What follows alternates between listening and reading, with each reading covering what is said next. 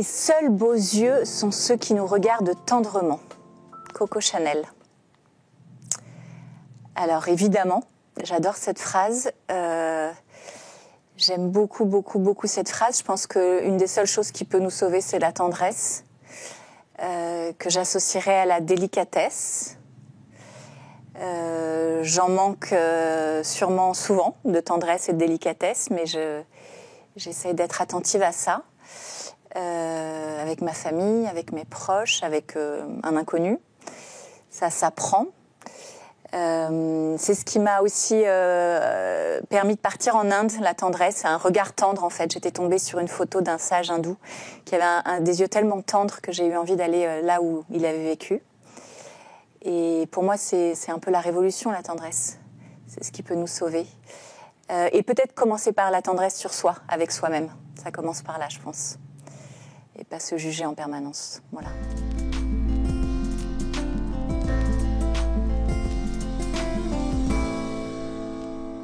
Bonjour Sophie Galitzine. Bonjour Guyonne. Je prononce Galitzine, est-ce que c'est comme ça qu'il faut le prononcer? Oui, tout à fait. C'est un nom Golitsyn en russe, si Golitsyn. D'ailleurs, c'est un nom donc russe qui éveille pour moi tout l'imaginaire princier de Russie, de l'Oural. J'imagine les gloires militaires, j'imagine de grands diplomates, des figures chevaleresques au service du tsar. Ouais, voilà, et donc vous êtes empreinte de ça pour moi, face à moi. Et j'aimerais bien que notre entretien soit l'occasion de voir ce qu'il y a dans les sous-jacents de nos vies, en fait, aussi, dans les sous-bassements, même parfois, qui sont engrammés dans notre ADN, dans notre famille.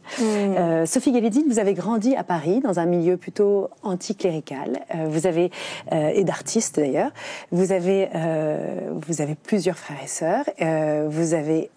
Vos parents ont divorcé lorsque vous aviez 7 ans. Vous avez étudié la philosophie. Et puis vous êtes partie, vous avez fait un grand détour par l'Orient. Après une initiation au théâtre très importante pour vous, vous êtes partie vers l'Orient, l'Inde, le chamanisme, et peu à peu revenir à vos racines chrétiennes, à l'orthodoxie. Vous avez été, je ne sais plus comment on dit quand on est baptisé. Chrismé à l'orthodoxie. Voilà, vous avez retrouvé une foi chrétienne au contact de l'Inde. Vous avez épousé un céramiste, un homme ancré dans la terre, qui travaille ce rapport à la terre, au réel. Vous avez eu 2 enfants avec lui. Vous êtes devenue thérapeute, Sophie Galitzine. Vous animez des ateliers auprès de ce que vous m'avez dit au téléphone, que c'était des personnes névrosées normales, comme vous et moi. Voilà, c'est ça. Pour les aider à travers la danse à renouer aussi avec une sorte de tendresse, de douceur avec eux-mêmes, un rapport au monde, une paix de leur âme. Et vos ateliers ne désemplissent pas. Et puis vous avez aussi toute une vie artistique qui va de pair avec cette initiation à la danse. Et artistique parce que vous êtes dramaturge, vous écrivez des pièces de théâtre, vous jouez dedans. Ce sont des pièces autobiographiques. Il y a une trilogie très très belle qui est encore en tournée en France, qui a commencé par Je danserai pour toi, Le fruit de nos entrailles et Faire corps. Et dernièrement, un livre, il y a 2 ans, publié aux éditions Artege, Entre tes mains. C'est une autobiographie où vous parlez surtout de votre itinéraire spirituel. Vous avez... Est-ce que j'ai fait des énormes erreurs? Non, c'est magnifique. C'est vrai, ça m'impressionne. J'essaie de résumer une vie très complexe et puis une vie en même temps qui cherche toujours quelque chose, qu'elle trouve par petites touches. Et donc je vais vous poser des questions maintenant assez rapides parce qu'il y a plein d'ellipses dans cette biographie. Est-ce que vous acceptez de vous prêter à un questionnaire un peu comme ça? Merci. Depuis votre conversion et votre baptême orthodoxe, Sophie Galitzine, comment votre regard sur votre enfance a-t-il changé? Alors, déjà, j'essaye de vraiment être pas dans le jugement, de suspendre mon jugement sur... je pense que j'ai grandi quand même, j'ai mûri, donc je suis plus trop dans le jugement de mes parents, de ce qu'ils ont fait, pas fait, mal fait, etc. J'essaye surtout depuis que je suis devenue maman, de ne pas juger mes parents. Voilà, je croyais peut-être que j'étais très heureuse enfant, dans une vie très rythmée, très riche matériellement. Et en fait, je crois que quand même, il me manquait quelque chose au niveau de ma vie intérieure et d'une nourriture qui demeure. Donc ça, j'ai un peu le voile des illusions qui est tombé par rapport à ça. Et en fait, j'ai pas mal souffert enfant. Au final, derrière une vie dorée, matérielle, bourgeoise, j'ai quand même des blessures. Voilà, ça a changé comme ça. Déjà, c'est pas mal comme réponse. C'est pas mal, très bonne réponse. Est-ce qu'il y a une gratitude vis-à-vis de ces souffrances?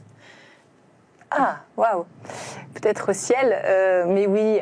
Enfin, en tout cas, j'accueille le réel comme il est. Ça a fait la femme que je suis, épaisse, profonde aussi, qui arrive à se laisser rejoindre par les autres quand ils se confient à moi.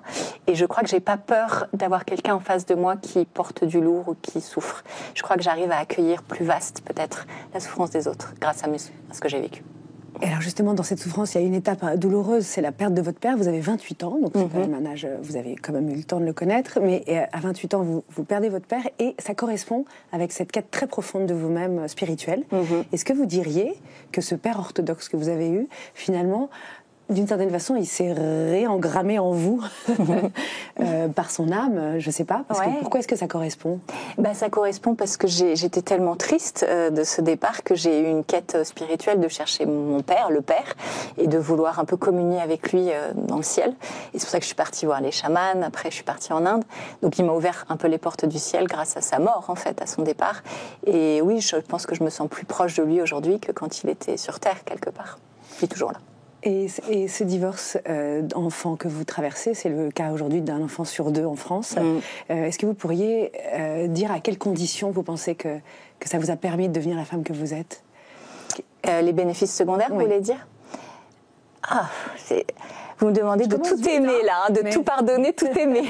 Je sais pas si j'en suis là, mais c'est beau. Et j'aime bien cette possibilité, ça ouvre autre chose. Autonomie peut-être. Je peux comprendre mieux les mères célibataires, un peu le travail quand j'accompagne les femmes qui ont une fusion avec leur mère. Nous, on était en tête à tête avec nos mères. Une mère qui a fait le rôle du père aussi, c'est pas facile d'être à cheval entre les deux, masculin, féminin. Je vois l'importance de mon mari aujourd'hui avec nos enfants. C'est tellement bon d'avoir un tiers sur qui prendre appui. Et puis qui me sépare de mes enfants aussi, qui me décolle. Donc je vois tout ça que j'ai pas eu. Donc ça, à nouveau, ça m'élargit. Ouais. Et ça vous élargit et ça vous donne envie de soigner ce que vous avez la chance d'avoir. D'accompagner, en tout cas. Ouais. Oui, de prendre soin de ce que j'ai. C'est vrai que je suis dans un mariage classique et un couple classique qui a envie, en tout cas, de durer, qui est pas forcément très à la mode, mais j'ai envie de durer avec mon mari jusqu'au ciel, Inch'Allah. Et en tout cas, j'ai cette soif de fidélité, du coup, c'est clair. Vous êtes devenu orthodoxe et je voudrais savoir pourquoi. Qu'est-ce qui vous semble encore très raide dans l'éducation catholique en France aujourd'hui ? Alors, je trouve qu'il y a plein de formes en fait d'éducation catholique, donc ça dépend un peu des églises et des écoles. Mais peut-être, je trouve que dans les écoles catholiques, c'est devenu un peu culturel et je trouve que ça manque d'incarnation et de vraiment une vraie intimité avec le Christ. Est-ce que c'est le lieu de l'école de la créer cette intimité avec le Christ ? Est-ce que c'est possible ? Je vois ma fille dans une école peut-être plus proche du Christ que mon fils, et je vois dans la manière d'être des mères, par exemple, la manière dont elles m'ont accueillie. J'ai vécu l'amour du Christ vraiment. Elles m'ont évangélisée par leur manière d'être au monde, dans une tendresse justement, et quelque chose d'assez incarné dans l'accueil de l'autre. Pour moi, c'est très concret, c'est charnel, presque. Et puis comment aussi on apprend aux enfants à faire silence et à vivre leur vie intérieure en fait, et le sacré plus que la morale extérieure. Je pense que la morale catholique, moi, m'a coupé de Jésus en tout cas, parce que ça m'a fait faire un chemin qui n'était pas celui de l'intimité et de la bonté. Très formel, très identitaire. Très extérieur à moi en tout cas. Ouais. Et lorsque vous rentrez d'Inde, pourquoi vous ne devenez pas hindouiste ? Parce que j'ai rencontré le Christ en Inde. Pourquoi ? Je ne sais pas, parce qu'il est marrant, parce qu'il a beaucoup d'humour et qu'il savait qu'il avait aucune chance avec moi dans une église catholique à ce moment-là, parce que j'étais quand même très critique et très snob et très prétentieuse et très envie d'exotisme, voilà. Donc ça m'amusait beaucoup plus que ça passe par l'Orient. Et donc il y a un monsieur qui est venu, qui a voyagé en Inde, un Français, et qui m'a parlé du Christ en quelques minutes, et ça m'a foudroyé le cœur. C'est passé par lui, il ne le sait pas, ce monsieur, ce qu'il a fait dans mon cœur. Il voyageait avec une Bible, je dis souvent un slip, et voilà, très léger. Et il n'était pas du tout perché, il avait une famille, un métier, mais il m'a parlé de Jésus, j'ai l'impression que je rentrais chez moi, quoi. Et c'était en Inde, sur une montagne.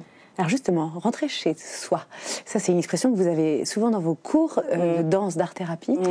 Rentrer chez soi. C'est quelque chose que je cherche, j'imagine. C'est quoi, je le propose. Oui. Je trouve être dans son corps, dans sa chair. Ouais, dans son cœur, dans son âme, être là, dans cette présence, l'une à l'autre, c'est pas rien. Ça fait peur même, je trouve, parfois. Pour moi, il est là, tout le chemin, en fait. C'est d'être là, quoi. Donc c'est ça que je dis, c'est à quel moment je suis là, avec toi, là, ou à quel moment je quitte. Je suis dans ma tête, je suis dans ce que je vais faire tout à l'heure, mes enfants, le boulot, machin. C'est ça, rentrer chez soi, c'est être attentive au présent, délicate au présent, à ce qui se passe. Même si j'ai pas le temps, même si je pense à autre chose, comment je reste là. Et puis aussi, moi qui ai vécu des abus et qui ai vécu des traumas, et j'en ai beaucoup dans mes patients, on se construit après avec quelque chose qui a été sidéré, donc qui s'est coupé, corps-tête coupé, et donc une facilité à partir, à pas être là en fait. Et heureusement, ça nous sauve d'ailleurs de pas être là, à pas être dans son corps, dans la sensation. Donc on est tout le temps un peu en vigilance et en coupure. Donc tout le travail est de revenir en permanence. Et tu vois, dans le mot coupure, je trouve que ça fait froid, ça fait geler, ça fait congeler. Et le fait de revenir à quelque chose qui peut se déposer, qui peut se réchauffer, qui peut être là. Et je trouve que c'est tout un chemin, mais c'est toute la vie, ça, de revenir. De revenir. C'est un peu l'exil. Hein. Oui, c'est un peu l'exil intérieur. Ouais. Mais on va parler de tout ça ensemble. Venez avec moi dans le...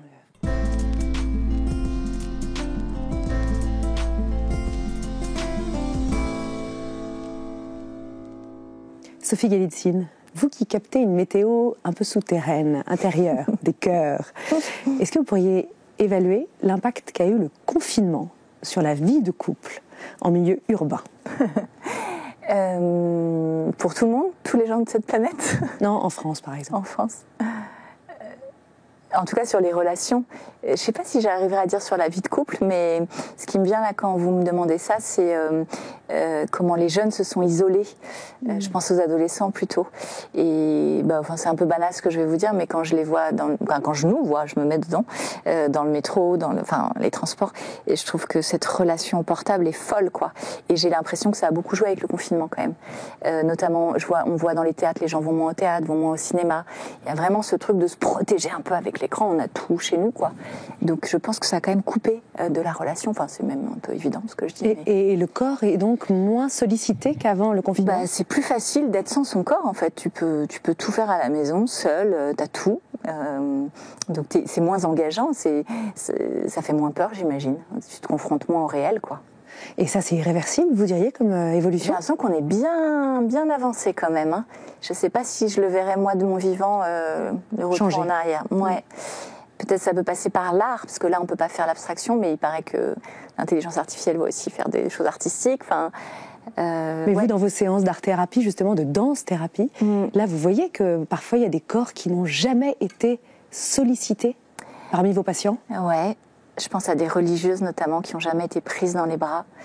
Ça me touche beaucoup. Je leur propose parfois de les prendre dans les bras. Comment elles réagissent? Très beau. Et je pense à une qui était genre figée et puis qui s'est détendue au fur et à mesure et qui a fait en fait c'est bon quoi, merci, et qui en a redemandé d'ailleurs d'avoir un peu de chaleur comme ça de temps en temps dans un cadre sécure bien sûr, parce que c'est souvent des religieuses qui ont été abusées, donc évidemment le geste doit être très très délicat. Est-ce que ça pourrait remettre en question leur vocation d'avoir été prise dans les bras et de sentir que c'est doux, ou pas du tout? Vous diriez qu'on est dans c'est un ensemble de choses, mais sans doute pas que ça en tout cas. Mais je pense que ça peut ouvrir le champ des possibles, oui quand même, de dire il y a ça qui manque en tout cas dans ma vie religieuse, et comment je me l'amène en fait, comment je rééquilibre. Parfois je leur dis de s'acheter des grosses peluches là, parce que juste pour s'abandonner physiquement sur un objet un peu doux quoi. Et la sublimation spirituelle, intellectuelle ne suffit pas. Ça suffit pas, et au contraire c'est un danger, je pense que. Pourquoi? Parce que justement elles passent à côté d'elles-mêmes, de leur corps de femme, de leur vie, c'est une fuite. Vous voyez par exemple dans des communautés comme Saint-Jean ou même Fraternité de Jérusalem, pour pas les nommer, ça a été c'est un échec total en fait, cette sublimation. Je me souviens parce que justement, en fait c'est ce qu'on disait tout à l'heure, si tu n'es pas là, si tu n'habites pas, si t'es pas là, il peut se passer n'importe quoi. Et tu contactes pas ce qui se passe, donc tu peux laisser faire. Soit t'abuses, soit t'es abusé. Il y a plein de manières d'abuser, hein. Je parle pas du tout d'abus sexuel, je parle juste d'être un peu empiété sur l'autre, sur son idée, sur sa pensée, de l'infantiliser, de le capter. Une emprise. Enfin, ça peut être très subtil. Moi, il y a plein de moments, je pense, dans la journée où je suis à cet endroit-là. Il suffit que je rentre dans la chambre de mes enfants sans frapper, même s'ils ont 7 et 9 ans, quelque part, c'est une forme déjà de... Voilà, enfin, tout est relatif, mais tu vois, vous voyez, ça commence par là. Pardon, je fais ma québécoise à nouveau. Mais vous diriez que le corps est comme une sorte de garantie que finalement, garantie en fait qu'on trouve un équilibre dans la relation ajustée à l'autre. Le corps, si on apprend à le reconnaître, à le réhabiter, je vois par exemple, j'ai un livre que j'aime beaucoup qui est comme une Bible que je conseille beaucoup aux femmes que j'accompagne, Femmes qui courent avec les loups, et qui sont des contes un peu initiatiques sur le féminin et en lien avec la nature. Et elle nous dit, cette femme qui est d'Amérique du Sud, qui est psychanalyste mais aussi femme très chaleureuse, je trouve, c'est pas du tout que dans la tête ce texte, ces contes. Elle dit comment on peut réapprendre à écouter avec ses 5 sens et à réutiliser l'intelligence de son corps, comme un animal en fait, à flairer.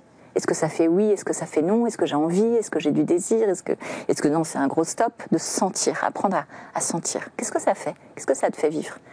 Et je pense que du coup, c'est une bonne boussole, le corps, si on est à cet endroit-là. Mais on n'est pas toujours à cet endroit-là, parfois on est... Et dans notre vie moderne, où tout va si vite, et où on est très sollicité et assiégé, très souvent, par même le numérique, qui nous s'en fiche complètement de notre corps, pour le coup. Est-ce que vous diriez qu'on est finalement des individus presque devenus robotiques et menacés, vulnérables à l'emprise, beaucoup plus qu'avant? Beaucoup plus. Complètement addicts. On est tous camés, c'est une catastrophe. Pour moi, on est une société de camés, et j'aime pas ce mot, c'est un peu vulgaire, mais on est tous sous emprise, c'est clair. Je pense que l'être humain a toujours été esclave et que son chemin d'initiation, c'est d'être libre, et c'est merveilleux, il a le choix, tout le temps, on a le choix en fait, toutes les secondes on a le choix d'être libre ou pas, de dire oui, de dire non, de quitter l'écran et de rencontrer, ou au contraire d'être... De poser un acte de liberté. Mais vous avez l'air d'avoir posé des actes de liberté qui ne sont pas violents ni formels. Il semble que vous avez une sorte d'autodiscipline quotidienne qui vous mette finalement à l'abri d'une forme d'emprise trop... Oui, je peux tout à fait scroller dans mon lit le soir et ne jamais lire le livre qui m'attend depuis une semaine. Alors, c'est bien dommage. Quelle est votre discipline? Mais quelle est ma discipline? En fait, c'est même pas une discipline, c'est que c'est vital. C'est-à-dire que je me le dis pas dans un truc de morale ou de tête, mais je vois que mes journées sont bien moins heureuses quand je le fais pas.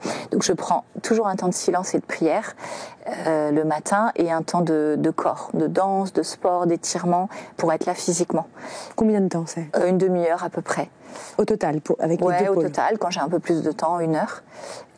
En musique ou en silence? Ça dépend. Ça dépend de ce dont j'ai envie. Je prends un texte de sagesse, un évangile, du silence, un chant orthodoxe, du hip-hop pour faire du sport. Enfin, je crée avec ça. J'écris aussi avec mes pensées de la nuit. Je crée. J'aime beaucoup écrire aussi. Et je me rends disponible. C'est vraiment une manière d'être là après. Et du coup, quand mes patientes arrivent, je suis là. Physiquement, dans mon cœur, spirituellement, je suis là. Enfin, j'essaye en tout cas. Et si je le fais pas, ça peut me rendre violente presque. Je vois quand mes enfants me coupent dans ce rythme-là de besoin de silence et de sport, d'aller courir par exemple, je sens que c'est important pour tout le monde que je puisse le vivre. C'est un peu la phrase d'Hélène Bonhomme que j'aime beaucoup des Fabuleuses au foyer. Quand maman va bien, tout va bien. Et je suis bien d'accord avec ça. C'est mieux en tout cas, plus doux à la maison. Et vous avez l'air de mettre la question de la disponibilité très au centre de votre fonction thérapeutique, de votre vertu thérapeutique. Pourquoi? Une des plus grandes vertus du thérapeute, c'est d'être là. Et c'est déjà énorme dans le chemin thérapeutique pour des personnes qui n'ont pas été accueillies par leurs parents ou pas suffisamment aimées, ou mal aimées ou trop aimées. Le fait d'avoir quelqu'un qui est là et qui t'accueille de manière inconditionnelle, évidemment, c'est pas mon cas, je suis pas sainte, mais je veux dire, en tout cas, c'est ça le projet, sans jugement, et qui peut accueillir tous tes monstres, toute ta honte, tous tes cris, toutes tes larmes, toute ta pauvreté, et qui est là, et qui bouge pas, et qui est là, qui a du temps pour toi. Je vois déjà mes patients, quand ils arrivent, je dis, je suis là, j'ai du temps pour vous. On a du temps. C'est énorme. Enfin, vous n'avez pas cadré les séances avec... Si, c'est 1 heure. Mais je veux dire, c'est une manière d'être là. Ouais. Si tu es speed ou est-ce que tu es vraiment posé. Donc je leur propose vraiment déjà de s'asseoir, d'être là. Mais c'est ce que j'ai reçu de mes thérapeutes, en fait. Moi, j'ai eu des thérapeutes merveilleux en gestalt thérapie, qui est vraiment une thérapie qui travaille sur la relation, en fait. Et ça a été des enseignements pour moi. Et ça, c'est du bien-être. On pourrait dire que vous pourriez créer une religion nouvelle. Qu'est-ce qu'il y a de religieux dans cette relation? Pas ce mot bien-être. Oui, vous voyez. En fait, c'est presque un peu un snobisme de dire qu'on n'aime pas ce mot, parce que finalement, peut-être que ce que vous proposez, c'est aussi ce que les Californiens, vous voyez, ou les gens de Katmandou ont pensé. Peut-être. Mais je crois pas, parce que peut-être dans ces courants-là, c'est plus réguler les émotions. Alors que moi, je pense que les émotions sont bonnes, c'est une information. J'ai une émotion, elle est bonne. Qu'est-ce qu'elle me dit de mon besoin, l'émotion? Donc, il ne s'agit pas de la refouler ou de faire du yoga toute la journée. Et moi, c'est vrai que je m'inscris dans une anthropologie chrétienne où c'est vrai que les gens qui viennent me voir, ils ont ça dans le champ quand même, que je suis plutôt dans une anthropologie. Donc, je suis à faire avec. On descend avec la souffrance, on crée avec la souffrance. Il n'y a rien qu'on va réguler. On va juste apprendre à vivre, apprendre à fonctionner, faire avec l'environnement, faire avec ton organisme, faire avec ton histoire, faire avec. Et pas être neutre, genre je sens rien, je vis rien et tout va bien. Pas plaqué. Bah, pas neutre en tout cas, ouais. pas d'émotion. Zen, pas du tout zen. Moi, je suis pas du tout zen. Ça se voit. Je suis feu. Feu. Oui, c'est ça. Par moment, pas tout le temps, mais je peux être calme aussi, mais ouais. C'est pour ça, mais c'est peut-être du snobisme. Et donc accueillir, non, il n'y a aucun jugement dans cette phrase. C'était l'idée de dire, voilà, qu'est-ce qui vous distingue de ces sciences, finalement, New Age, des années 70-80, qui finalement continuent à semer en permanence des livres de moi, bien-être. Ça m'a beaucoup éthéré, en fait, d'être en Inde. Ça m'a appris l'assise et le silence, donc merci, parce que je l'avais pas reçu dans l'église catholique. Mais par contre, donc j'ai découvert que j'avais une vie intérieure, que j'étais pas vide dedans, donc c'était merveilleux quand même, pour quelqu'un qui avait beaucoup cherché à l'extérieur la nourriture. C'était très bon, mais par contre j'étais un peu dans le ciel, un peu éthérée, tandis que là la proposition est d'être là avec l'autre, et même si ça te fait flipper, je vois des femmes qui ont du mal à être en couple, comment tu restes là dans tes relations, tu rencontres un homme un soir, t'es en panique, t'es mort de trouille, mais tu restes avec ta trouille. C'est ça qui m'intéresse, en tout cas dans la Gestalt thérapie, c'est le faire avec ça. Donc peut-être c'est éthéré, un peu New Age, un peu éthéré. Et après j'ai beaucoup appris de ces thérapies-là. Justement l'assise, le silence, prendre soin de soi. Enfin, quand je vois les femmes chrétiennes que je reçois, il y en a beaucoup qui ne savent pas du tout prendre soin d'elles parce que c'est tout de suite narcissique, égocentrique, elles ont peur, orgueilleux. Oui. C'est pas l'éducation qu'elles ont reçue. Oui. Alors je pense que c'est très important, autant la forme que le fond. Enfin. Et vous diriez qu'avec les affaires d'abus sexuels, notamment dans l'Église, vous diriez qu'on est arrivé à une maturité de l'institution ecclésiale sur ce sujet, et qu'aujourd'hui on va s'en occupe. Ouais, et qu'aujourd'hui on va plus nier le corps comme un ennemi potentiel ou comme un objet à, justement, comme vous disiez, à lisser, mais plus à adhérer aux énergies intérieures qu'il porte et qu'il y a. Qu'est-ce que vous diriez? Vous sentez quoi? Alors déjà, j'ai quand même envie de rendre hommage parce que c'est vrai qu'au moins il y a eu la chiasse, tout ça. Enfin, l'Église s'en occupe quelque part. La vérité va éclate. Et redire aussi que quand on voit les chiffres, c'est dans toute la société, c'est pas du tout que dans l'Église quand même. Je vois ma sœur qui bosse dans le cinéma, qui est productrice, ça pullule. Enfin, voilà, le sport, les familles, les écoles, pas que l'Église, quoi. Mais par contre, je trouve que c'est quand même très lent dans l'Église et très mou parce que il y a beau y avoir la case, il n'y a pas beaucoup de changements aujourd'hui concrètement. Un peu des cellules d'écoute, mais je trouve ça beaucoup trop lent. Vous trouvez pas? Trop lent peut-être, mais en revanche, je pense que comme la case a beaucoup jugé des affaires extrêmement des années 60, 70, et donc peut-être les acteurs ne sont plus aussi mobilisés que si ça s'était passé avant-hier. Oui, et c'est vrai qu'il y a une maturité quand même. Moi, je trouve très. En tout cas, je pense que la nouvelle génération est en train de prendre vraiment acte de la gravité de cette situation. Ok, on peut dire ça. J'ai un petit exemple ce matin. J'étais au centre à Irène des enfants qui est plutôt chrétien. Et il y avait une confession proposée. Et en fait, c'était dehors dans la cour devant tout le monde, enfin dans un petit truc un peu intime bien sûr, mais visible quoi. Et je me suis dit ça c'est nouveau par exemple, donc c'est chouette. Oui, il n'y a pas le confessionnal qui vous soustrait au monde. Est-ce que vous diriez que la grande ambition finalement que vous avez pour vos patients, c'est aussi de les unifier? Quelque chose de l'unicité de leur personnalité, corps, âme, esprit. Ouais. En tout cas, la grande ambition que j'ai pour eux, déjà, ça pourrait me faire un peu peur, cette phrase, comme si j'avais la main mise sur eux et que j'étais volontaire. Déjà, c'est plutôt rejoindre l'autre dans son besoin, le suivre à son rythme et surtout le laisser très libre dans un cadre qui propose des choses, un peu sécure, bienveillant et quand même cadré, évidemment. Pour l'emmener quelque part, quand même. Qu'il accouche à lui-même, qui se révèle dans ce qu'il a de plus beau, dans l'enfant intérieur qu'il a en lui, dans l'enfant qu'il a été, blessé peut-être, mais qui se réconcilie avec sa créativité, avec son désir, avec sa liberté intérieure. Donc c'est pas un gros projet, c'est plus de laisser le champ, quoi. Oui. Voyez, et moi j'essaie de comprendre dans ce... Mais par contre on cherche l'unité, bien sûr. Oui. Enfin, la danse permet ça. Alors, la danse permet ça. Pourquoi elle n'éclate pas la danse? Parce que la danse d'improvisation, comme je la pratique, au bout de 2 heures de danse ou 1 heure de danse, t'es plus la même qu'une heure avant. C'est-à-dire que toute ton énergie dans ta tête elle est descendue dans tes pieds, tu sens ton ventre, tu sens ton sexe, tu sens tes pieds, tu sens tes cuisses, t'es en paix, t'es plus dans hier ou demain, t'es là. Ça amène une présence, clairement. Et ça remet de l'énergie aussi.